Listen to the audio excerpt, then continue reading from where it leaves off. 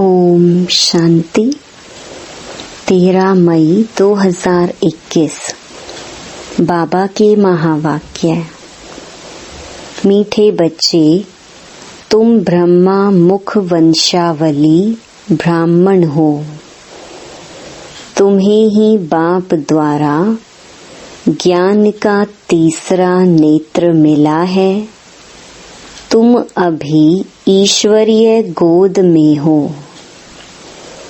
प्रश्न: अद्वैत राज्य जहाँ दूसरा कोई धर्म नहीं, उस राज्य की स्थापना का आधार क्या है?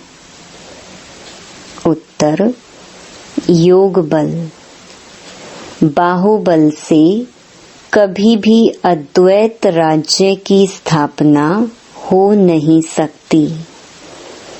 वैसे क्रिश्चियन के पास इतनी शक्ति है जो अगर आपस में मिल जाएं तो सारे विश्व पर राज्य कर सकते हैं, परंतु यह लॉ नहीं कहता। विश्व पर एक राज्य की स्थापना करना बाप का ही काम है। गीत: छोड़ भी दे आकाश सिंहासन।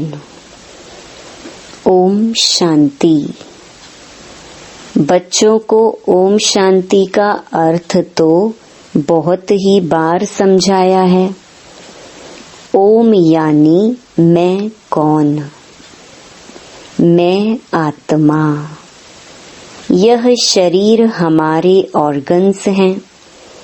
मैं आत्मा परम धाम की रहने वाली हूँ।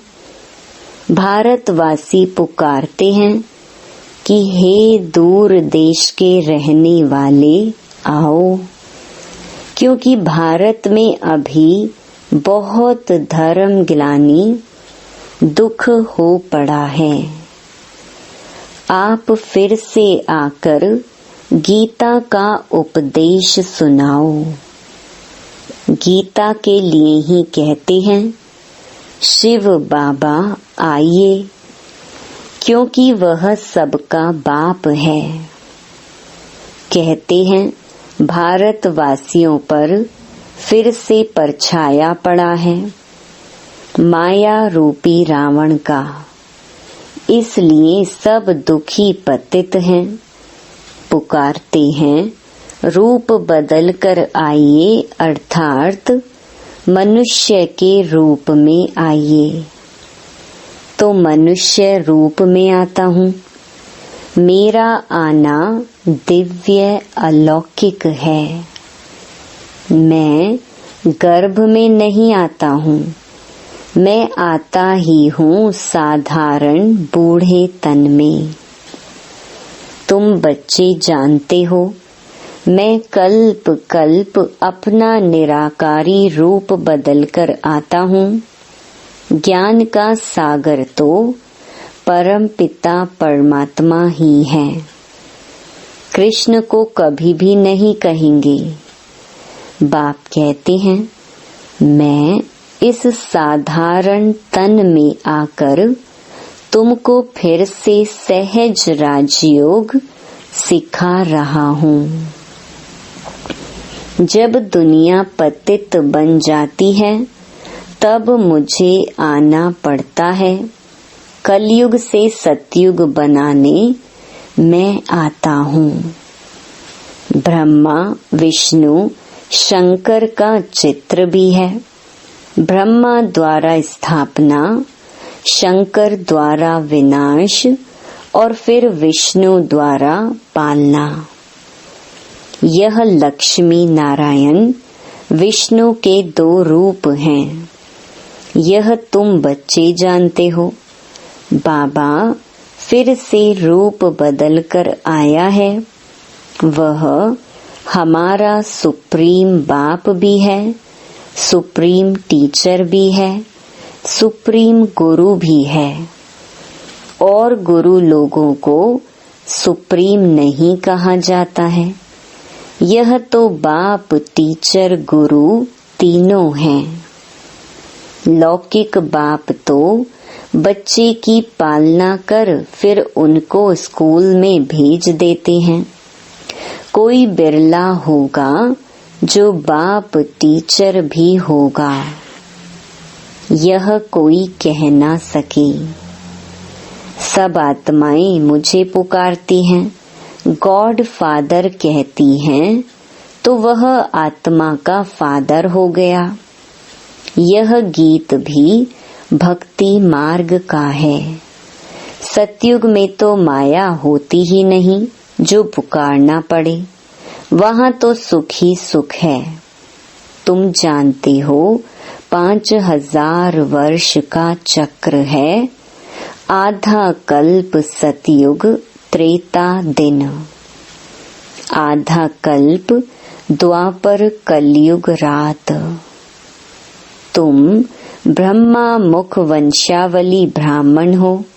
ब्रह्मा का अथवा तुम ब्राह्मणों का ही रात दिन गाया जाता है। दिन और रात का ज्ञान भी तुम बच्चों को है। लक्ष्मी नारायण को यह ज्ञान नहीं। अभी तुम संगम पर हो, जानते हो। अभी भक्ति मार्ग पूरा हो, दिन उदय होता है। यह ज्ञान अभी तुमको बाप द्वारा मिला है। कलयुग में व सतयुग में यह ज्ञान किसको भी होता नहीं। इसलिए गाया जाता है, ब्रह्मा का दिन ब्रह्मा की रात। तुम अभी सूर्यवंशी चंद्रवंशी राज्य पाने का पुरुषार्थ कर रहे हो। फिर आधा कल्प के बाद तुम राज्य गंवाते हो। यह ज्ञान तुम ब्राह्मणों के सिवाय कोई को नहीं है। तुम देवताएं बन जाएंगे, फिर यह ज्ञान रहेगा नहीं। अभी है रात्रि। शिवरात्रि भी गाई जाती है, कृष्ण की भी रात्रि कहते हैं, परंतु उसका अर्थ नहीं समझते। शिव की जयंती अर्थात शिव का रीइंकार्नेशन होता है। ऐसे बाप का दिवस कम से कम 1 मास मनाना चाहिए। जो सारी सृष्टि को पतित से पावन बनाते हैं, उनका हॉलिडे भी नहीं मनाते हैं। बाप कहते हैं, मैं सबका लिबरेटर हूँ, गाइड बन सबको ले जाता हूँ। अभी तुम पुरुषार्थ करते हो राजयोग सीखने का। बाप तुमको ज्ञान का तीसरा नेत्र दे रहे हैं।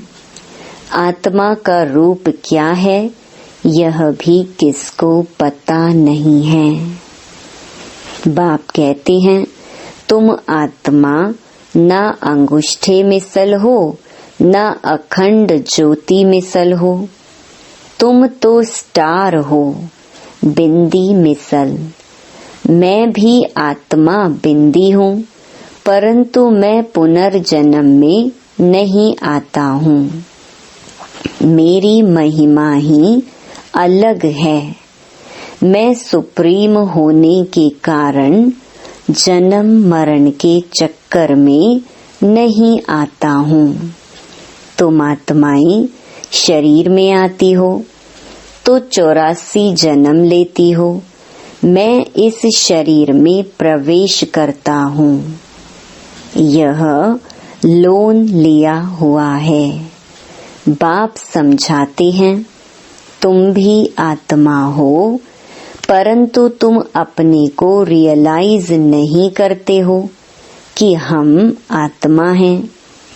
आत्मा ही बाप को याद करती है, दुख में हमेशा याद करते हैं, हे भगवान, हे रहमदिल बाबा, रहम करो।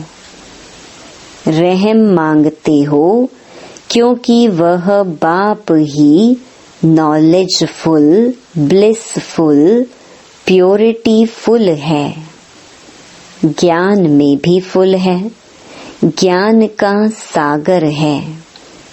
मनुष्य को यह महिमा दे नहीं सकते हैं।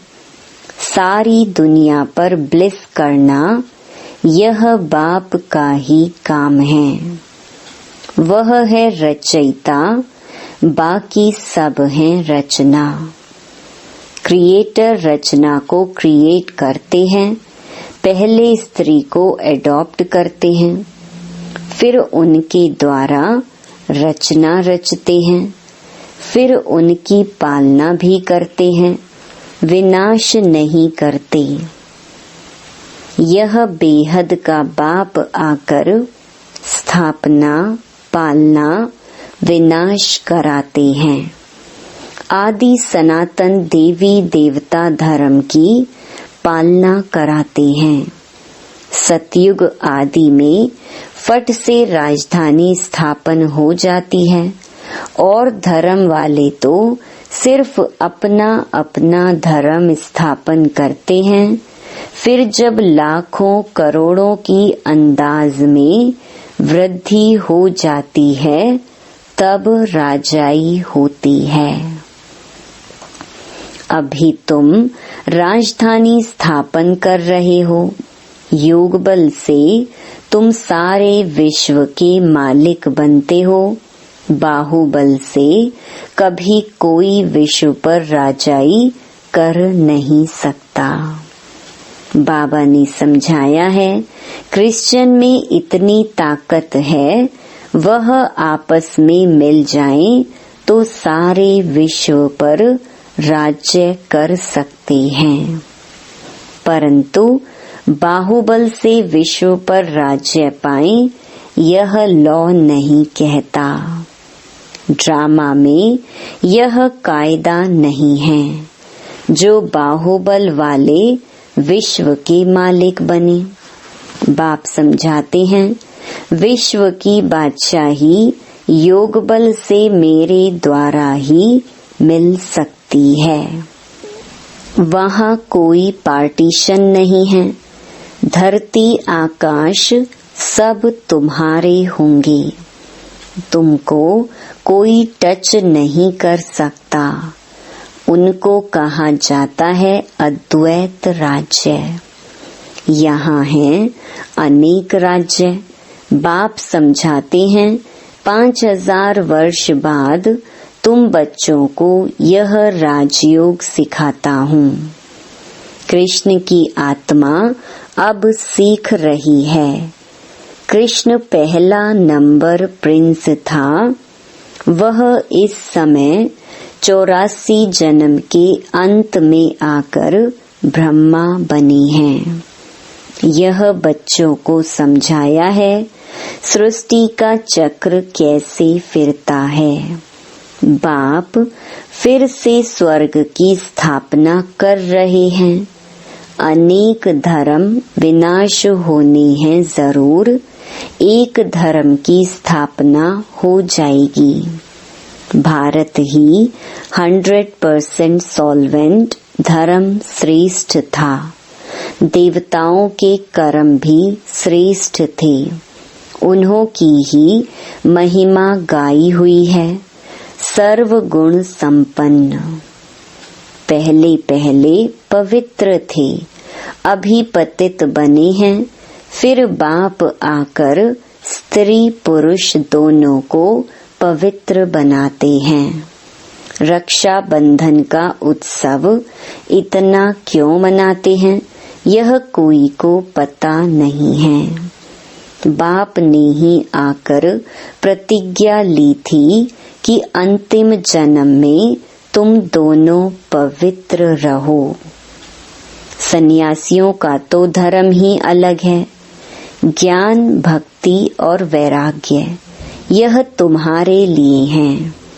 तुमने देखा होगा, पादरी लोग चलते हैं तो आंखें एक तरफ रहती हैं और किसी की तरफ देखते नहीं। नन्स होती है ना, अब वह तो क्राइस्ट को याद करती हैं। कहते हैं क्राइस्ट गॉड का बच्चा था। तुम्हारा कोई सफेद कपड़े आदि से कनेक्शन नहीं है। तुम तो आत्मा हो, नन बट वन। एक को ही याद करना है। सच्ची नन्स तो तुम हो। तुमको वर्षा उस बाबा से मिलना है। उनको याद करेंगे तब ही विकर्म विनाश होंगे। इसलिए बाप का फरमान है, माँ मेकम याद करो। आत्मा का निश्चय न होने कारण नन्स फिर क्राइस्ट को याद करती हैं। गॉड कौन है यह नहीं जानते हैं। भारतवासी जो पहले पहले आते हैं वही नहीं जानते हैं। लक्ष्मी नारायण को यह सृष्टि का ज्ञान थोड़ी है, न वह त्रिकालदर्शी हैं। त्रिकालदर्शी तुम ब्राह्मण बनते हो। तुमको कौड़ी से बदल हीरे जैसा बाप बनाते हैं। अब तुम ईश्वरीय गोद में हो। तुम्हारा यह अंतिम जन्म बहुत अमूल्य है। भारत की खास, दुनिया की आम तुम रूहानी सेवा करते हो। बाकी वह तो हैं जिस्मानी सोशल वर्कर्स। तुम हो रूहानी। तुमको सिखाने वाला सुप्रीम रूह है। हरेक आत्मा को बोलो, बाप को याद करो। बाप को ही पतित पावन गाया जाता है। तुमको गिरने में 84 जन्म लगते हैं, फिर चढ़ने में 1 सेकंड लगता है। यह तुम्हारा इस मृत्यु लोक का अंतिम जन्म है। मृत्यु लोक मुर्दाबाद, अमर लोक जिंदाबाद होना है। इसको अमर कथा कहा जाता है। अमर बाबा आकर तुम अमर आत्माओं को अमर युग में ले चलने के लिए अमर कथा सुनाते हैं। बाप कहते हैं, अच्छा और बातें भूल जाते हो तो सिर्फ अपने को आत्मा निश्चय कर मुझ एक बाप को याद करो। बुद्धि का योग मेरे साथ लगाओ तो तुम्हारे पाप भस्म हो और तुम पुण्य आत्मा बन जाएंगे। तुम मनुष्य से देवता बनते हो। यह नई बात नहीं है। 5000 वर्ष बाद बाप आकर तुमको वर्षा देते हैं। रावण फिर श्राप देते हैं। यह है खेल। भारत की ही कहानी है। यह बातें बाप ही समझाते हैं। कोई भी वेद शास्त्र आदि में नहीं है। इसलिए गॉड फादर को ही नॉलेजफुल, पीसफुल, ब्लिसफुल कहा जाता है। तुमको भी आप समान बनाते हैं। तुम भी पूज्य थे, फिर पुजारी बनते हो। आपे ही पूज्य, आपे ही पुजारी। यह भगवान के लिए नहीं है। तुम भारतवासियों की बात है। तुम पहले सिर्फ एक शिव की भक्ति करते थे, अव्यभिचारी भक्ति की, फिर देवताओं की भक्ति शुरू की, फिर नीचे उतरते आए। अब फिर से तुम देवी देवता बन रहे हो। जो थोड़ा पढ़ते हैं वह प्रजा में चले जाएंगे। जो अच्छी रीति पढ़ते पढ़ाते हैं वह राजाई में आएंगे। प्रजा तो ढेर बनती है। एक महाराजा की लाखों करोड़ों के अंदाज में प्रजा होगी। तुम पुरुषार्थ करते ही हो कल्प पहले मुहाफिक। पुरुषार्थ से पता पड़ जाता है कि माला में कौन कौन आने वाले हैं। प्रजा में भी कोई गरीब कोई साहूकार बनते हैं। भक्ति मार्ग में ईश्वर अर्थ दान करते हैं। क्यों ईश्वर के पास नहीं है क्या? या तो कहते हैं कृष्ण अर्पणम, परंतु वास्तव में होता है ईश्वर अर्पणम।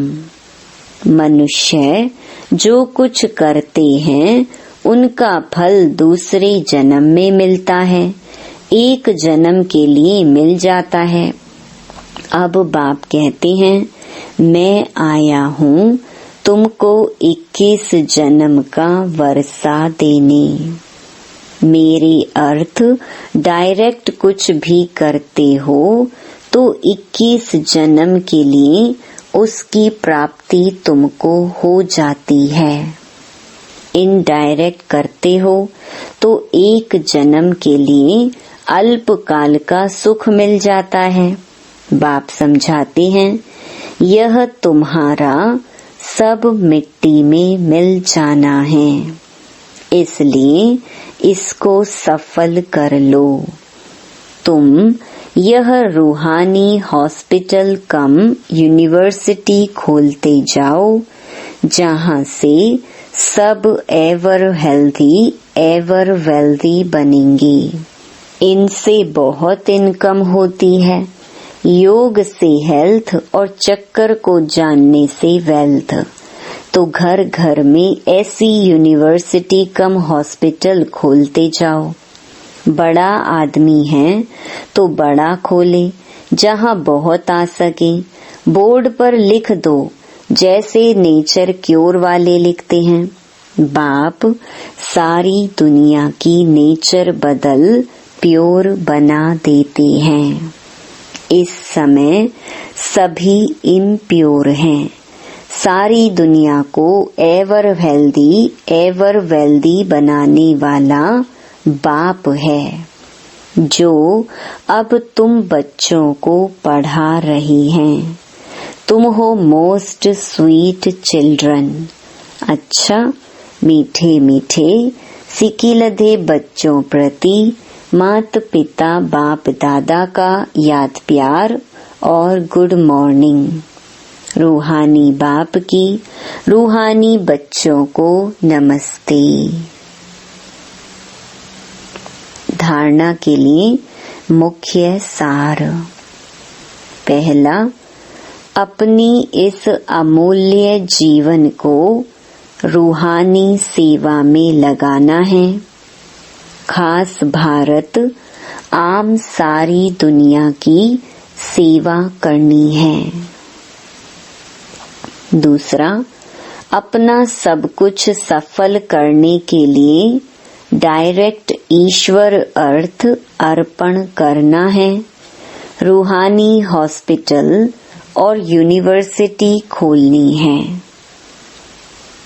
वरदान, संपूर्ण समर्पण की विधि द्वारा सर्व गुण संपन्न बनने के पुरुषार्थ में सदा विजयी भव।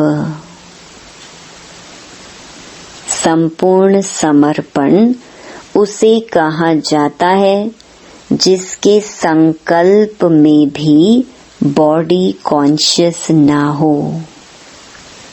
अपने देही का भान भी अर्पण कर देना, मैं फलानी हूँ। यह संकल्प भी अर्पण कर संपूर्ण समर्पण होने वाले सर्व गुणों में संपन्न बनते हैं। उनमें कोई भी गुण की कमी नहीं रहती। जो सर्व समर्पण कर सर्व गुण संपन्न व संपूर्ण बनने का लक्ष्य रखते हैं, तो ऐसे पुरुषार्थियों को बाप दादा सदा विजयी भव का वरदान देते हैं। स्लोगन, मन को वश में करने वाला ही मन मनाभव रह सकता है। ओम शांति।